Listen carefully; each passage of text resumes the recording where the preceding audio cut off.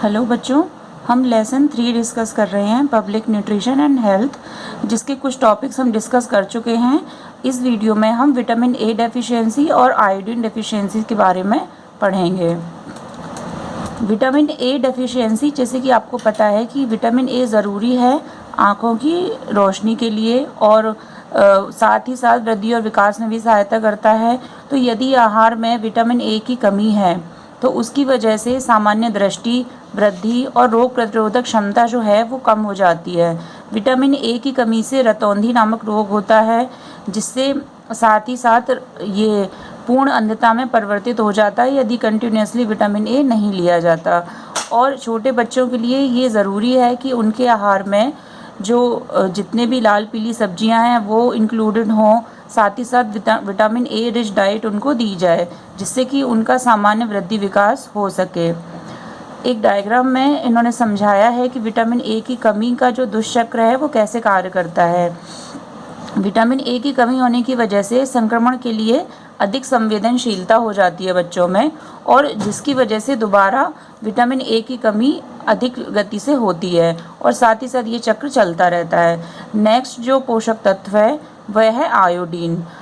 आयोडीनहीनता विकार या आईडीडी सामान्य मानसिक और शारीरिक वृद्धि एवं विकास के लिए आयोडीन की आवश्यकता होती है। आयोडीनहीनता विकार एक पारिस्थितिक परिघटक है जो अधिकतर मृदा या मिट्टी में आयोडीन की कमी से होती है। भारत के राज्य जहां आयोडीनहीनता विकार पाए जाते हैं उसमें हिमालय, जम्मू कश्मीर से लेकर अरुणाचल प्रदेश, कर्नाटक तक के राज्य हैं। आयोडीनहीनता विकार एक ऐसी अशक्त अवस्थाओं को दर्शाते हैं। आयोडीन को आहार द्वारा अपर्याप्त मात्रा में ग्रहण करने और भ्रूण से लेकर प्रौढ़ावस्था तक मानसिक मानव के स्वास्थ्य को प्रभावित करते हैं। आयोडीन की कमी के कारण थायराइड हार्मोन अपर्याप्त मात्रा में बनता है, जिसका संश्लेषण थायराइड ग्लैंड द्वारा होता है। आयोडीन की कमी से थायराइड ग्रंथि का आकार बढ़ जाता है और यह थायराइड ग्लैंड या ग्वाइटर कहलाता है, जो आयोडीनहीनता की बहुत सामान्य अभिव्यक्ति है। गर्भावस्था में आयोडीन की कमी से बहुत विपरीत प्रभाव पड़ते हैं, जो विशेष रूप से भ्रूण के मानसिक मंदन और जन्मजात विकृतियों के रूप में सामने आते हैं। दुर्भाग्य ये है कि ये अनुत्क्रमणीय है, यानी कि एक बार यदि ये प्रभाव आ जाते हैं शरीर में तो इनको परिवर्तित नहीं किया जा सकता, और कई अधिक जनसंख्या जो है वो आयोडीन के विकार से ग्रस्त है। आयोडीन एक माइक्रोन्यूट्रिएंट है। जैसा बता रहे हैं कि थायराइड ग्लैंड जो होती है, जो गले में स्थित होती है, उसमें थायरोक्सिन हार्मोन बनता है। इस हार्मोन के बनने के लिए आयोडीन ज़रूरी है।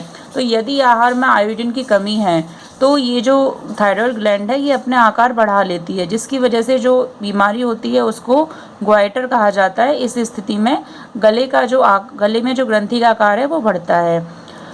तो बच्चों, इस लेसन में हमने जो पब्लिक हेल्थ न्यूट्रिशन है उसके कुछ पॉइंट डिस्कस किए हैं, और ज़रूरी है हम एक ऐसा आहार लें जिसमें सारे पोषक तत्व उपस्थित हैं।